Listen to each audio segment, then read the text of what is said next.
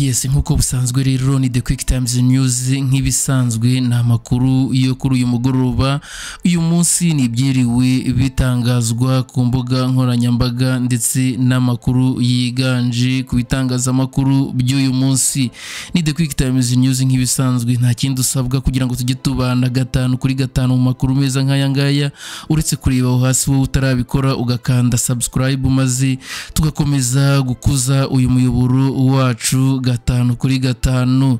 Mu gihe rero tukibakusanyiriza iyi nkuru, aho u Rwanda na Repubulika Iharanira Demokarasi ya Kongo bigiye gusinyana amasezerano imbere ya Amerika, ni umunyamabanga wa Leta Zunze Ubumwe za Amerika ushinzwe ububanyi n'amahanga Marco Rubio kuri wa gatanu, aho yatangaje yuko ari buze gukurikirana isinywa ry'amasezerano hagati y'u Rwanda ndetse na Repubulika Iharanira Demokarasi ya Kongo.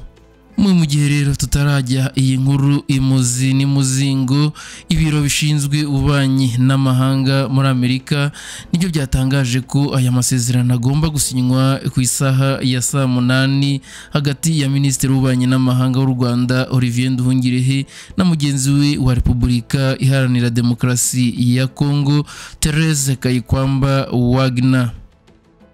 Dukomezanya n'aya makuru rero, ntabwo haratangazwa ibikuriye muri aya masezerano, usibye ko itangazo ritumira abanyamakuru rivuga ko ari amasezerano agena amahame ngenderwaho muri diplomasi. Rero ibisobanuro bitangwa n'inzobere bivuga ko amasezerano nk'ayo abagena ibintu birimo ubusugire bwa buri gihugu, imikoranire ku nyungu rusange nko mu bijyanye n'amahoro cyangwa se ubucuruzi, ubushake n'umuhate wa buri ruhande mu gukemura amakimbirane ndetse n'imirongo migari ijyanye n'imikoranire mu bihe by'ahazaza. Minisitiri w'ububanyi n'amahanga w'u Rwanda Olivier Nduhungirehe yemereye igihe ko hari isinywa ry'ayo masezerano riteganyijwe, gusa ntiyavuze ibyo ateganya.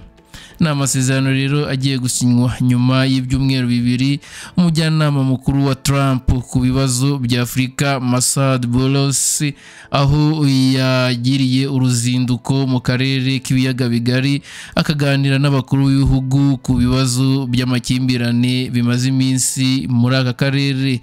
Kuwa 8 Mata, Boulos yabwiye abanyamakuru ko we na Perezida Kagame baganiriye ku mikoranire ya bugufi mu rugendo rugamije amahoro n'umutekano n'ubufatanye hagati y'ibihugu, kandi ko ashingiye ku bindi biganiro yagiranye na Perezida Ruto wa Kenya, Tshisekedi wa Repubulika Iharanira Demokarasi ya Kongo na Museveni wa Uganda, hari ubushake bwo kugira ngo amahoro aboneke muri aka karere k'ibiyaga bigari.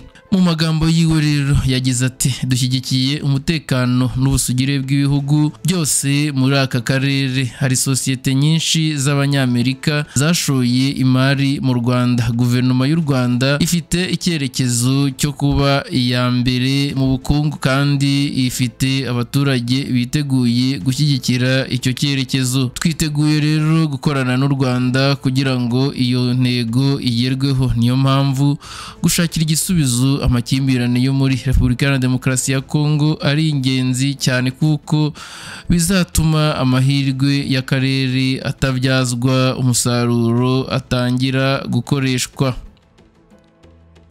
Boulos yasobanuye ko mu biganiro yagiranye na Perezida Kagame yasanze ashyigikiye icyo cyerekezo cyo kugira ngo amahoro aboneke. Aya masezerano rero y'u Rwanda na Repubulika Iharanira Demokarasi ya Kongo agiye gusinywa kandi nyuma y'iminsi hari ibiganiro byahuzaga Repubulika Iharanira Demokarasi ya Kongo n'umutwe wa 23 muri Qatar.